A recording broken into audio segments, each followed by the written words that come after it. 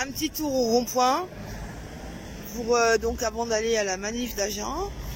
Voilà, donc certains donc restent au rond-point. Alors aujourd'hui, comme hier soir, il fait super froid. Il faut vraiment être très très courageux pour. Oui, je veux bien la soupe. Il faut vraiment être très courageux pour pour être dehors. Voilà, donc bon, voilà les courageux d'aujourd'hui. Ils sont quelques-uns. Je pense que d'autres vont venir cet après-midi les rejoindre. Donc voilà. Donc moi, je fais un petit passage en soutien. Et donc voilà, donc cet après-midi je vais à la manif, normalement, hein, parce que la semaine dernière je suis pas allée. Voilà, voilà, donc il y a tout le monde et je pense que ça va continuer à arriver tout à l'heure. Voilà. Donc c'était juste voilà, petit aparté pour dire que ils sont là, vous pouvez les rejoindre au rond-point. En soutien à la pour les luttes sociales, les prix des énergies, le niveau de vie, les libertés qui sont bafouées depuis quelques temps et toutes les revendications des Gilets jaunes qui ont été portées depuis 2018. Donc voilà, qui sont toujours d'actualité, hein, forcément. Voilà, donc n'hésitez pas à venir, à parler, voilà, vous serez toujours les bienvenus et nous rejoindre si vous le souhaitez. Alors Agen, manifestation anti-pass sanitaire vaccinal qui est suspendue concernant le pass vaccinal, mais pas tout à fait. Il faut savoir que dans les EHPAD et dans les hôpitaux, le pass vaccinal est toujours maintenu, notamment pour les gens qui veulent faire des activités. Ils ne peuvent pas les faire, c'est-à-dire que ces activités leur sont interdites s'ils n'ont pas un pass vaccinal complet. Donc il y a rien de suspendu, hein, en fait. Hein, faut pas se laisser leurrer. Vous pouvez peut-être retourner au restaurant, dans les cafés, au théâtre, au cinéma, mais c'est une illusion. Donc et il faut bien savoir qu'à la moindre occasion, ce pass sera remis. Donc nous, en fait, on milite pour l'abrogation définitive et totale de ce type de mesures liberticides. Voilà, qui ne nous laisse pas le choix. Donc nous sommes très peu nombreux, il fait très froid dans le Lot-et-Garonne en ce moment, mais je pense que c'est partout en France.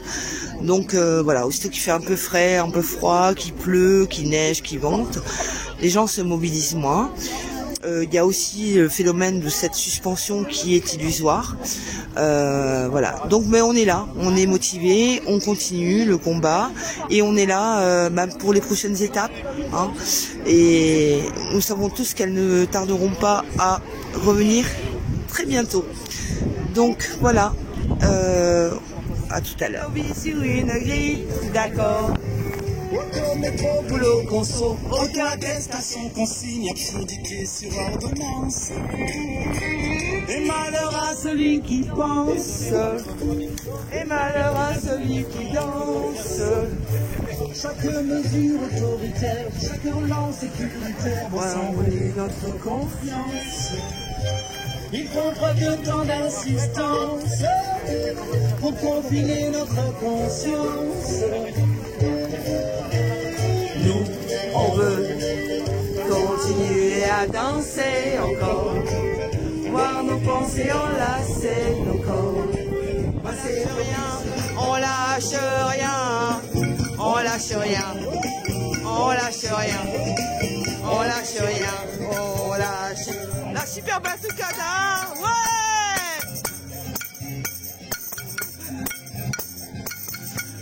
Allez!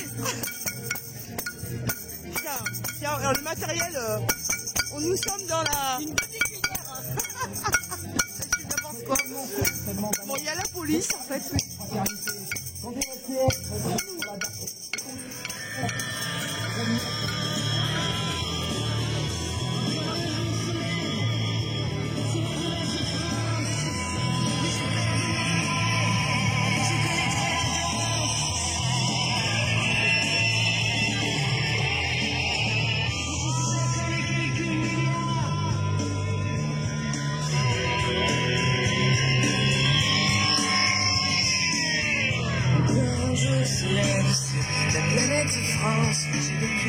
temps, père tous mes rêves, je connais trop la danse.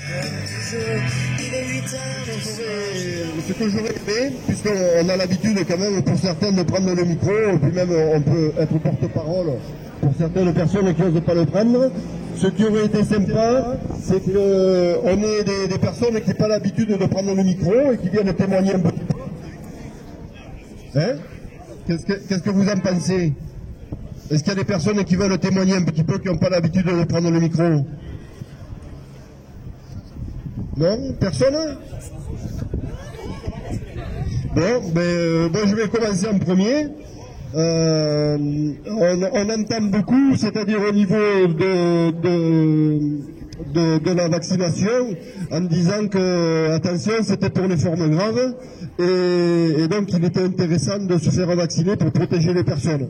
Alors c'est vrai que dans l'idée, se protéger pour les autres personnes, c'est pas mal, sauf que nous avons eu une information qui est pas tellement importante pour ceux qui s'intéressent pas trop à tout ce qui est complotiste, hein, parce que c'est vrai qu'on est des complotistes de haut niveau.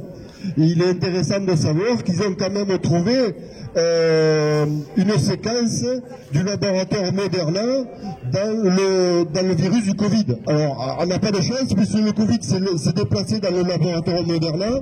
Il a chopé une séquence, il est ressorti de là, et malheureusement, on arrive à trouver une séquence du laboratoire qui a été brevetée par Moderna en 2016. Donc le pangolin c'est foutu, la chauve-souris c'est foutu, on a même des virus qui se déplacent dans les laboratoires, donc faites attention quand même à votre santé, parce que les virus sont plus malins qu'on ne le croit. Ensuite, disons qu'on peut dire qu'on a des hommes politiques de toute confiance, puisque déjà, souvenez-vous, l'histoire de Tchernobyl, on a quand même un nuage radioactif qui s'est arrêté en Suisse. Personne n'a été, alors que les Français ont été irradiés, que des populations ont été irradiées, aucun politique n'est passé au tribunal et a été désigné coupable de la population qui a été irradiée. Donc faisons confiance à nos politiques, n'ayez pas peur et buvez votre café tranquillement. Ensuite, nous dirons qu'aujourd'hui, nous avons quand même un président Macron qui se présente avec un programme. Souvenez-vous quand même en 2017, et regardez sa campagne électorale et ses promesses électorales. J'ai entendu le politique pendant 2-3 minutes en train de raconter et de dire ce que Macron avait fait. En fait, la première, il a fait l'inverse. La deuxième promesse, il a fait l'inverse. La troisième, il n'avait pas tenu. La quatrième, il n'avait pas tenu. En fait, il est quand même hallucinant qu'on vote pour des personnes qui mentent au peuple, c'est-à-dire que lors d'une élection, il y a quand même un contrat moral qui se passe entre les élections. Oh, pardon, merci Jean-Paul. Qui se passe un contrat moral entre les électeurs, la population et les responsables politiques. Il se trouve que quand on va élire une personne, on va élire un menteur qui ne respecte pas les citoyens, qui ne respecte rien du tout, même pas notre constitution française, puisqu'on est censé être libre, on est censé être encadré par certaines lois qui eux ne respectent pas. Donc il suffit de regarder un petit peu la campagne de... j'ai du mal à dire vaccination, d'injection plutôt, hein, on va dire injecté. Il y a plutôt des injectés, pas trop de vaccinés ici quand même en France. Donc il suffit de regarder un petit peu les personnes qui ont été injectées et de voir un petit peu les effets secondaires qui ne leur ont pas été dit, puisqu'en fait le vaccin, enfin l'injection, n'a pas été contrôlée jusqu'à ses stades finaux. Il suffit de regarder que pour un vaccin, un vrai vaccin, hein, on n'a pas le droit de l'injecter, c'est-à-dire que la phase d'étude pour les femmes enceintes, c'est 10 ans d'études pour qu'un vaccin puisse être fait sur des femmes enceintes. Et il suffit de regarder un petit peu les 10 ans d'études qui ont été faites, rien du tout, et les femmes enceintes étaient obligées d'être injectées. Ensuite, moi, petit témoignage personnel. Hier, j'ai été à l'enterrement d'un oncle à ma femme, et je discutais avec la cousine de ma femme, qu'il a aujourd'hui pour accepter un CDI dans l'hôtellerie, qui n'est pas du tout dans le médical, dans l'hôtellerie. On lui a demandé si elle était vaccinée, autrement elle n'avait pas de CDI.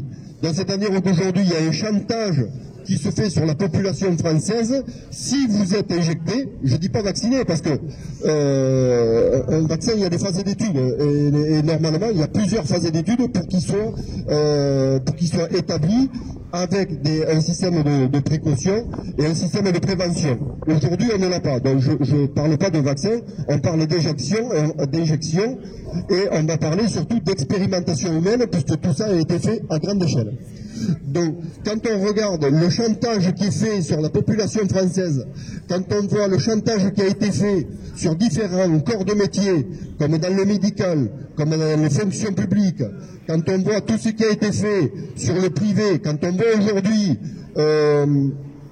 un gouvernement français qui a tendance à ne pas respecter déjà le pouvoir d'achat, puisque aujourd'hui, quand on voit le gasoil à plus de 2 €, quand on voit toute l'augmentation qui se fait, c'est quand même un petit peu honteux, parce que pour une présidence, pour un gouvernement qui se dit proche de ses citoyens, bon, je parle pas des gilets jaunes, parce que bon, c'est vrai que le président Macron aime bien les jeunes, surtout quand on les éborgne, et surtout quand on les ampute, parce que bon, il y a quand même pas mal de lanceurs de balles, enfin de LBD. Bon, on peut dire qu'il a pris soin des Français, mais surtout les plus riches, et surtout ceux qui peuvent payer sa campagne électorale. Donc aujourd'hui, en tant que citoyen, j'ai honte de faire partie d'un pays qui aujourd'hui, malgré tout ce que l'on voit, malgré la vaccination qu'on va obliger à faire à nos enfants, à nos générations futures, on sait très bien qu'il y a des risques, on sait très bien qu'il y a des effets secondaires, parce qu'aujourd'hui il y a quand même beaucoup de personnes qui témoignent, dont des jeunes femmes qui ont des gros problèmes, que ce soit envers leurs règles, c'est-à-dire des règles qui sont complètement anormales, des personnes qui témoignent, qui sont dans je parle d'une actrice, c'est Mademoiselle Deveille qui dit comme ça qu'aujourd'hui elle est obligée de se changer les serviettes toutes les 15 minutes, que c'est pas des règles qu'elle a, ce sont des hémorragies, et qu'elle en souffre particulièrement, et ce depuis qu'elle a été vaccinée, depuis la deuxième vaccination, elle a ces problèmes-là. Donc voilà, aujourd'hui, j'aurais aimé que tout le monde puisse témoigner, des personnes du corps médical, des personnes qui ont envie de dire certaines choses, qui connaissent des personnes qui ont des effets secondaires. Moi, j'en connais, donc voilà, je participe. Après, ce qui m'intéresse, c'est de faire comprendre aux personnes qui sont vaccinées et qui sont injectées qu'il n'y a pas de honte à s'être fait tromper. Bon, on a le droit un petit peu à l'erreur, mais si vous voulez que les choses changent, c'est à vous de les changer. Et je connais une affiche qui dit comme ça: ils ne sont grands que parce que vous êtes à genoux. Donc à un moment, il s'agit de se relever, et il s'agit de prendre notre vie en main. Parce que la société de demain, c'est nous qu'on va la construire, et c'est pas les politiques que nous avons, qui sont arrosés par des lobbies, qui sont arrosés par les campagnes, qui sont arrosés, c'est-à-dire que les lobbies, ce sont eux qui payent toutes les campagnes. Les citoyens, finalement, ils en ont pas grand-chose à faire, et il suffit de voir l'injection massive qui a été faite pour comprendre qu'ils n'en ont rien à faire de l'être humain. Voilà, merci. Vous allez bien? Bon, dans 8 jours, on est appelé aux urnes. Aujourd'hui, voter, c'est devenu une mascarade. C'est le palais des chaises musicales dont le premier à en être éjecté, c'est le peuple. Magouille, scandale, trahison, corruption, c'est ce que nous savent les élus depuis des décennies entre Guillaume et le président de la République. On t'entend pas, Jean-Paul. On t'entend pas bien. Alors, comme disait Coluche, un pour tous, tous pourris. La palme d'or des pourris, je la décerne à celui qui est en place encore pour quelques semaines. En 5 ans, il a démantelé le code du travail, attaqué les retraites, éborgné, mutilé, réprimé les gilets jaunes, augmenté les prix sans baisser les taxes, des médias aux ordres, une justice aux ordres. Il a juste géré la crise sanitaire à la sauce McKinsey. Il a fait condamner la France pour inaction climatique. Il a suspendu les personnels qui n'ont plus aucun revenu. Il a vendu la France à la découpe en bradant des fleurons de l'industrie nationale comme Alstom. Il a détruit les services publics, l'accès aux soins et à l'hôpital public. Il nous a asservis à l'Union européenne, asservis au GAFA et à Big Pharma. Grâce à lui, 10 millions de personnes vivent aujourd'hui sous le seuil de pauvreté. Il a rien fait pour lutter contre l'évasion fiscale qui se compte en milliards d'euros. On le connaît, le programme de Macron, là, ce qui veut nous servir. Le crédit social à la chinoise, l'état d'urgence à gogo, destruction des caisses de retraite et de la sécurité sociale, passe sanitaire, green pass, passe pour ceci, passe pour cela, passe-toi de ceci, passe-toi de cela. Rationnement, restriction, répression, impôts, taxes, surtaxes, sauf pour les 10% les plus riches. Mondialisation au risque de perdre notre identité nationale. Mensonges, corruption, méprise du peuple. Privation de déplacement et de liberté.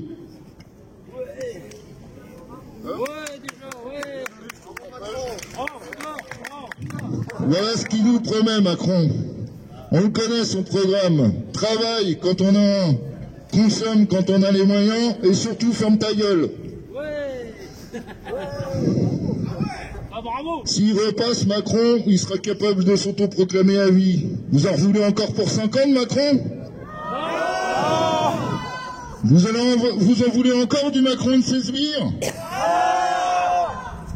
Et là, aujourd'hui, il est encore à 28% dans les sondages. Vérité ou mensonge? Malheureusement, tel qu'est écrit la Constitution, pour le virer, nous n'avons pas 50 solutions. La solution pacifique à venir, dans 8 jours, c'est de voter et de faire barrage à Macron. Certains diront, et c'est entendable, ça sert à rien de voter, les jeux sont faits, ils sont tous pourris, je vote pas pour un facho, je vote pas pour un coco. D'autres auront des bonnes excuses pour pas se déplacer aux urnes. Je peux pas, j'ai piscine, je peux pas, j'ai poney. L'abstention, voilà encore un piège qu'ils nous tendent et qui dessert le peuple. Macron et ses sbires comptent sur un taux d'abstention élevé, ça fait partie de leur plan.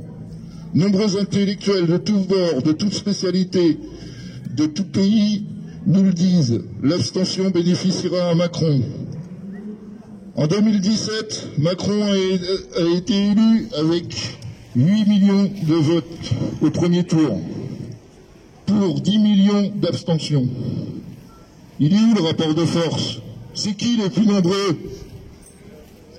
Votez ok, mais pour quel candidat donner sa voix puisqu'ils sont tous pourris? Pécresse, Hidalgo, Jadot, c'est du copier-coller de Macron. Concernant les 8 autres, à vous de voir, il y en a pour tous les goûts. La petite employée du Crédit Lyonnais jusqu'aux euros de l'information. De l'ouvrier de chez Ford jusqu'à l'héritière du haineux. Du grincheux gauchiste jusqu'au béarnais rebelle.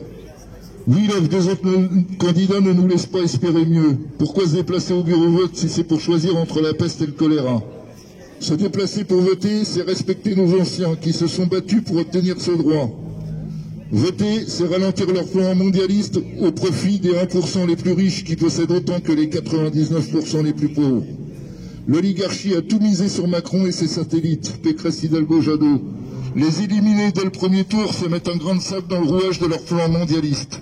Les autres ne feront pas mieux, mais il y a des têtes dures qui seront plus résistantes à leurs injonctions. Si on n'essaie pas, on ne saura pas.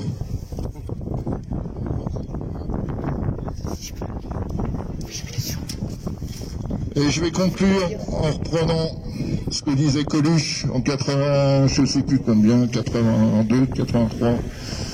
J'appelle les feignants, les crasseux, les drogués, les alcooliques, les femmes, les mères, les parasites, les jeunes, les vieux, les suspendus, les artistes, les chevelus, les chauves, les abstentionnistes convaincus, les vaccinés, les non-vaccinés, les chômeurs, tous ceux qui ne comptent pas pour les hommes politiques, je les appelle à voter, tout sauf Macron.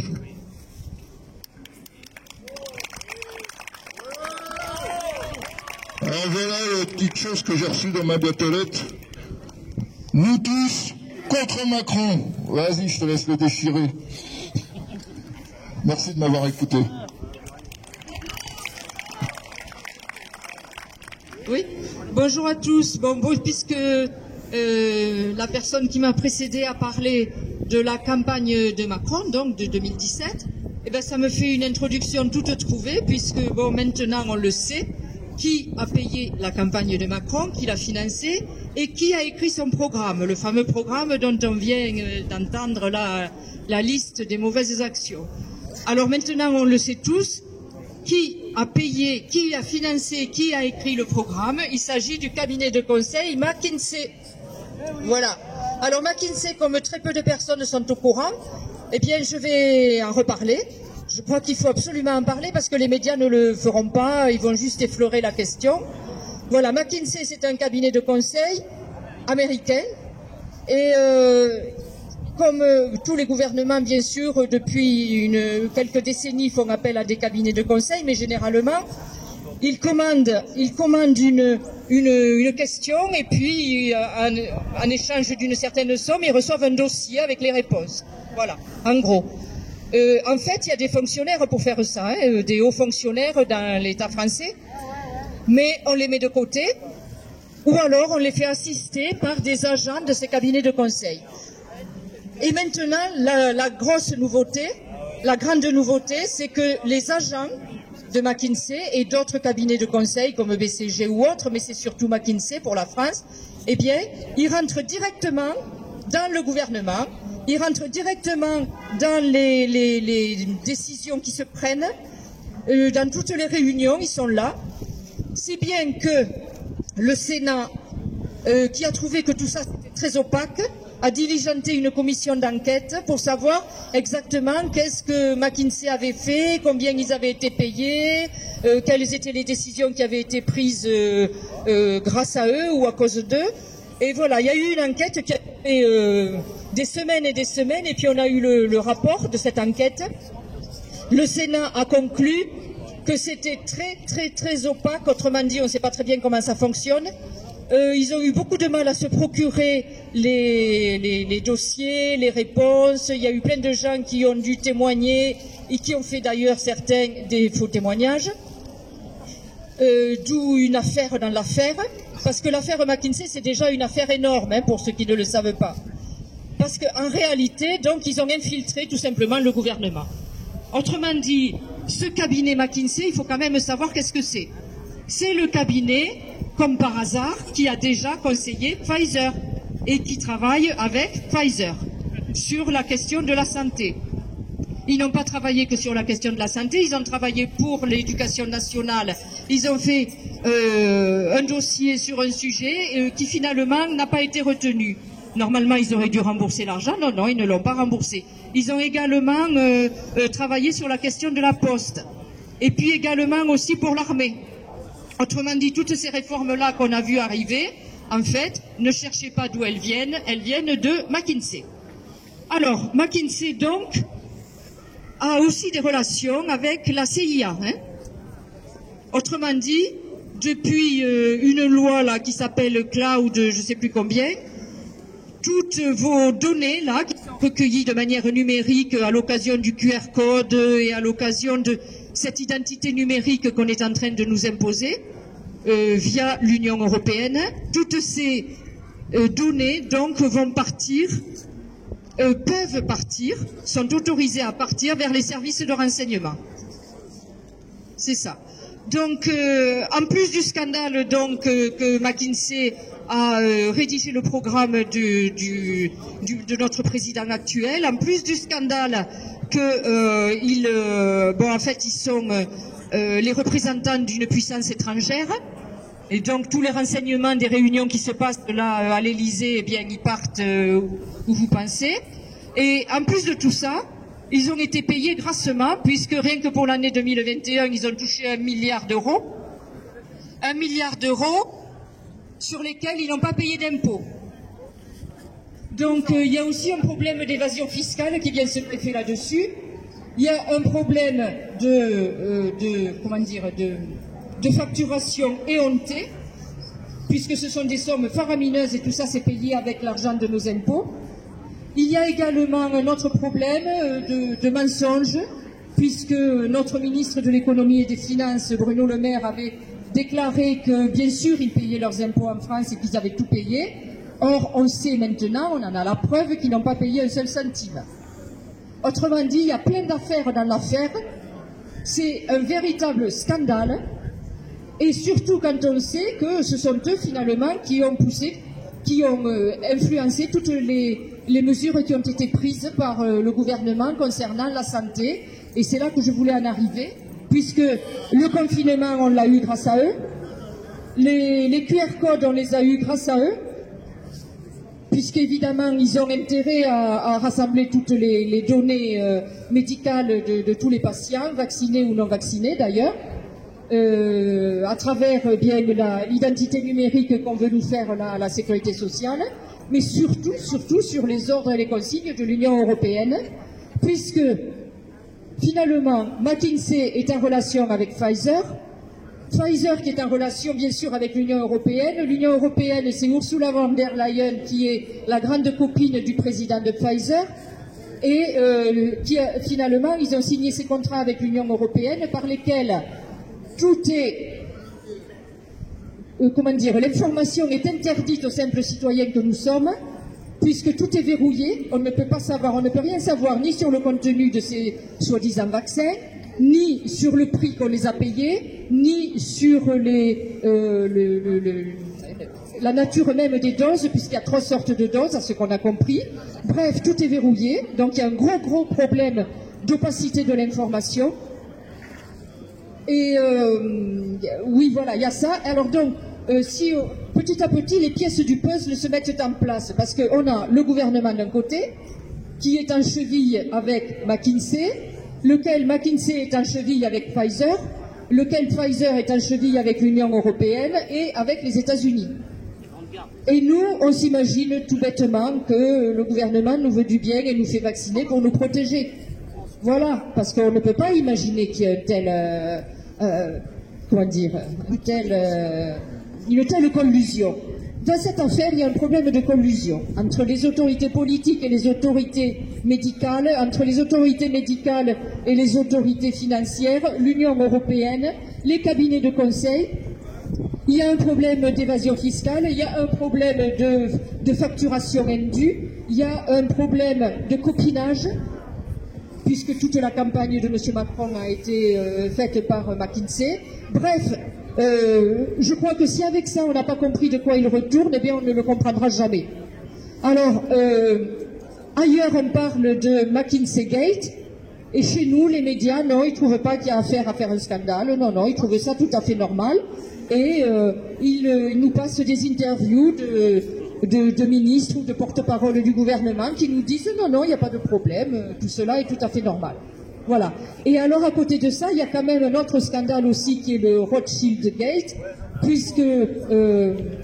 Macron, donc, n'a pas déclaré toute sa fortune, et notamment la fortune de l'époque où il travaillait pour Rothschild, et donc il a fait une fausse déclaration au fisc dans le cadre de la campagne électorale. Donc tout ça, bon, il y a eu des plaintes qui ont été déposées, déjà par le Sénat, qui a porté l'affaire en justice. Il y a eu une plainte aussi auprès du parquet national financier. Le problème, c'est que, bon, on attend, on ne va pas dire qu'on ne fait pas confiance, quoi, dans la justice de notre pays. On attend de voir, mais bon, comme on a déjà été tellement déçus, on se doute un petit peu que tout ça, ça va rester lettre morte, quoi. Voilà, donc, à bon entendeur, salut. Si vous faites confiance à tout ce petit monde politique, eh bien, ben, c'est dommage, mais bon, vous en aurez pour 5 ans de plus, et nous aussi par la même occasion. Voilà. Allez, merci. Il n'y a qu'un discours, et c'est toujours le discours qui est pro-gouvernemental. Donc c'est ce qui nous permet de dire, il est vrai qu'on entend souvent des discours dire oui, mais c'est pas une dictature. Malheureusement, les dictatures, elles commencent toujours avec l'accord de ses citoyens. Donc faites attention quand même, parce qu'en accordant le droit au gouvernement d'établir des lois qui sont anti-citoyennes et anticonstitutionnelles, vous participez à toutes ces lois qui deviennent de plus en plus fascistes, puisque les travailleurs, les citoyens, la résistance, ce n'est pas du fascisme. Par contre, autoriser ce qui s'est passé par rapport aux personnes âgées, les laisser mourir dans un coin sans qu'on puisse les visiter, puisque j'ai un collègue, moi, qui avait un test PCR négatif, qui n'a pas pu aller voir sa mère de 94 ans dans un EHPAD, autoriser tout ça, autoriser la vaccination sur les enfants, autoriser le chantage qui s'est fait par rapport aux Français, par rapport au pass vaccinal et à l'injection obligatoire, c'est être en accord avec des idées de fascisme, et c'est là où ça commence à faire mal pour un pays qui se dit démocratique. Bonjour. Oui, alors en fait, moi, ce que je voulais dire, c'était que le pass est juste suspendu, il n'est pas abrogé, pas du tout. Donc, il ne faut pas se leurrer, hein, c'est juste temporaire. Les masques vont reprendre, le pass va reprendre.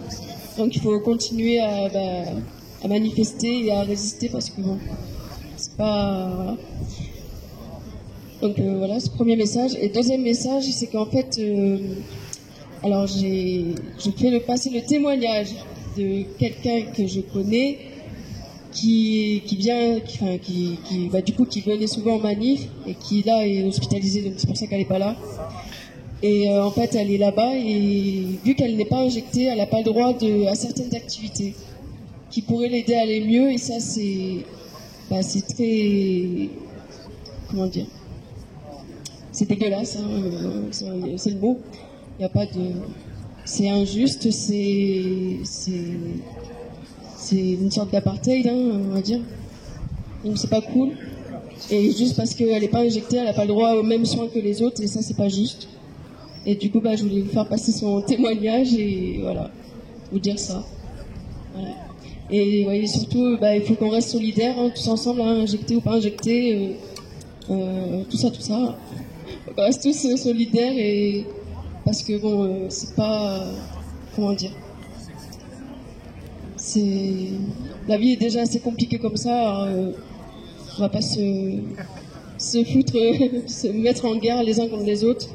C'est pas entre nous qu'il faut la faire, la guerre, c'est entre ceux qui nous dirigent et ceux qui nous imposent toutes ces restrictions à la con là qui servent à rien. Et voilà, c'est tout. Tous ces gens, pour moi, on est là et on n'a pas à se justifier, monsieur. Oui, je vais juste, parce que bon, je vois qu'il y a un petit souci, et je vous informe, vous inquiétez pas, ça fait 6-7 mois qu'on est là, qu'on fait tous les samedis, je vous le dis, c'est pas un plaisir du tout. Si aujourd'hui on avait des débats démocratiques qui se faisaient à la télé, à la radio, et qu'aujourd'hui on pouvait confronter les idées, ce serait pas mal. Mais à partir du moment où c'est qu'on autorise des personnes à ne pas aller voir leurs parents dans des maisons de retraite parce que les personnes ne sont pas vaccinées, à partir du moment où c'est qu'on oblige des enfants à se vacciner, à partir du moment où c'est qu'on empêche les personnes d'aller au travail et de les virer de leur travail parce qu'ils ne sont pas vaccinés, à partir du moment où c'est qu'on interdit toute pensée et toute pensée scientifique, même devenant de professeurs, pour pouvoir débattre de certaines choses alors qu'eux sont quand même titulaires de certains doctorats et ont une expérience professionnelle dans leur milieu qui les caractérise spécialement. Ce sont des experts internationaux que nous avons en France. Je vous le dis de suite, moi je préfère rester chez moi, j'ai une maison à rénover. Donc plutôt que de venir ici, je préfère rester chez moi. Je viens ici parce que c'est un acte de résistance par rapport à ce que l'État a aujourd'hui fait par rapport aux citoyens. Et je comprends que ça vous dérange, je comprends que ça vous gêne, les commerçants, mais il ne faut pas oublier qu'en mettant le gasoil à peu de 2 €, en faisant monter la vie, j'ai un copain là, qui travaille dans une scierie, il me dit Pascal, c'est une catastrophe. Les entreprises sont toutes en train de fermer, le bois s'en va complètement à l'étranger, tout est en train de monter, les boîtes sont en train de fermer partout. Donc je comprends que vous soyez gênés, je vous le dis de suite, à 2 € le gasoil, je reste chez moi, je viens du côté de Tomens, donc ça ne me facilite pas la tâche. Si on avait un gouvernement qui vraiment essayait de comprendre les citoyens, ce serait autre chose, mais je le dis et je le pense sérieusement, si aujourd'hui le débat démocratique était proposé, que ce soit à la télévision et que ce soit à la radio, ça fait longtemps que les manifestations ne seraient plus existantes. Parce qu'à un certain moment, si les gens manifestent, c'est parce qu'il y a une écoute qui n'est pas là de la part des gouvernants. Ensuite, ça c'était pour le confrère commerçant qui n'était pas content, et je comprends, ça grogne un petit peu. Ensuite, je voulais dire par rapport au Covid que nous avons eu en 2003 en fait un virus très dangereux qui était le SRAS, c'est un syndrome respiratoire aigu, et ce syndrome-là, enfin ce SRAS, n'a pas pu continuer dans le temps parce qu'en fait il ne pouvait pas s'attacher au niveau cellulaire. Il se trouve que des scientifiques, des experts français, ont travaillé, bon je ne connaissais pas le terme, ils ont fait un gain de fonction sur le SRAS. Les suspendus, réintégrer les suspendus. Intégrer les suspendus.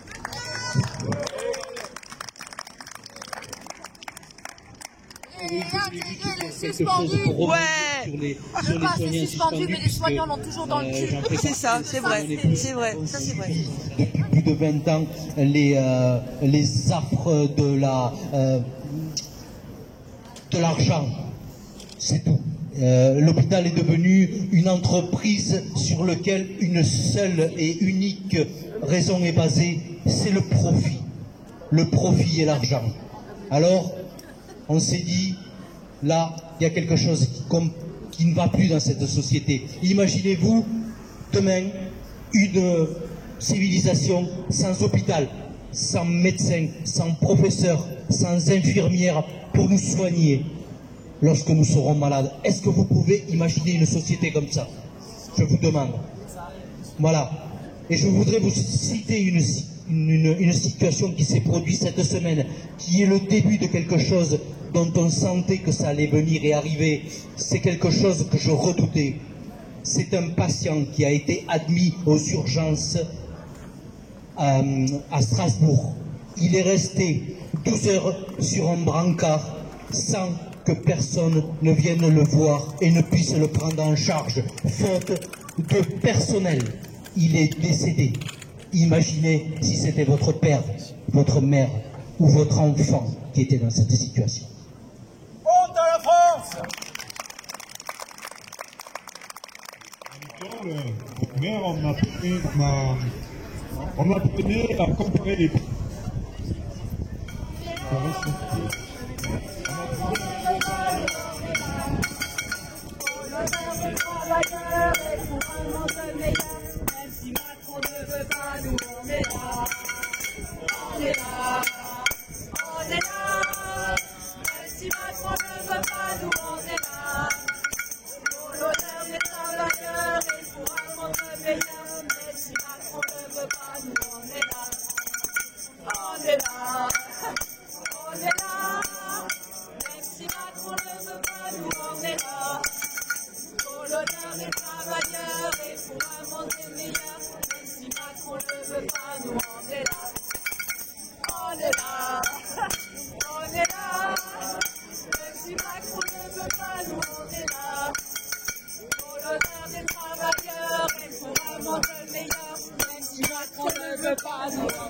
Un magnifique manif avec notre super Batoukada professionnel.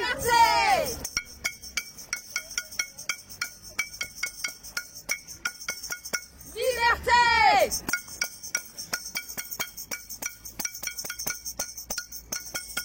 Liberté!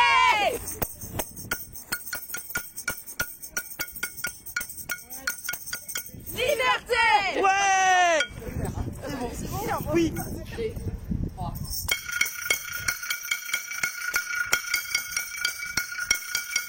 Liberté! Donc finale de notre super manif du 2 avril 2022 avec la magnifique Batoukada de la manif d'aujourd'hui. Voilà. Liberté!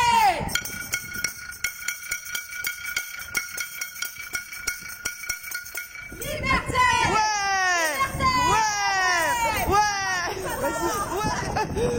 Allez-y. En fait, c'est nous, on est la Batoukada. La Batoukada.